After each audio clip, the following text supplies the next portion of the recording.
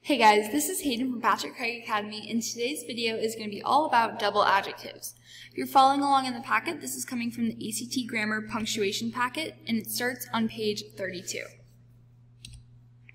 So, just a reminder, you never, ever put a comma directly between an adjective and the noun it describes. So here we've got our adjective, tall, and our noun, box, so we would never put a comma between those two.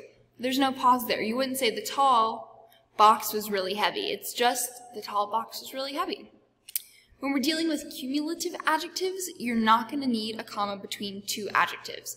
Even though technically, yes, you're going to have two adjectives next to each other, they're not going to be related to each other, so they're not acting like normal double adjectives. And I'll show you an example of what I'm talking about. Let's look at the sentence. The cute stuffed animal helped the boy sleep at night. Stuffed is describing animal. Stuffed goes with animal, and that's its own thing.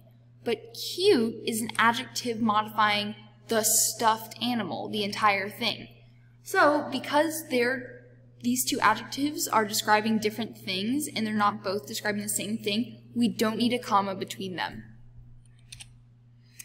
Also, here's a little test you can try if you're not sure whether or not you should put a comma between two adjectives. You can try the AND test. So if you can put an AND between the two adjectives and it still makes sense, then you do need a comma.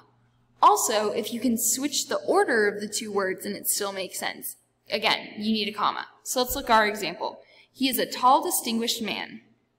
Let's put an AND there. He is a tall and distinguished man. That works. If we switch it, he is a distinguished tall man. That also makes sense. So we do need that comma. If we look at this sentence, however, she is a little old lady. When we try to put an and there, she is a little and old lady. We wouldn't typically say that, but let's try our other one just in case. She is an old little lady. Again, we're not going to say that because old lady is a thing of its own, and little is describing the old lady. Last little side note here is sometimes in the ACT, you're going to see lists of a good number of adjectives. And when you see that, you just don't need any commas between them. As much as you might want to put them there, they're totally unnecessary. Here's some practice for you if you want to pause and work on that. We are going to go over this sample question together. So we're just focusing in on this beginning part, the dagger-shaped lime green leaves. Well, let's figure out what we have going on there. At first glance, it's like, okay, there are kind of like four adjectives right here. But if you look a little closer, dagger-shaped, even though that's two words, that's still acting as one adjective describing the shape of the leaves. And lime green, well, lime is describing green. Lime green is also acting as one adjective. So even though it looks like more than two words, we have two adjectives here. Let's try our test. The dagger-shaped and lime green leaves of the plant.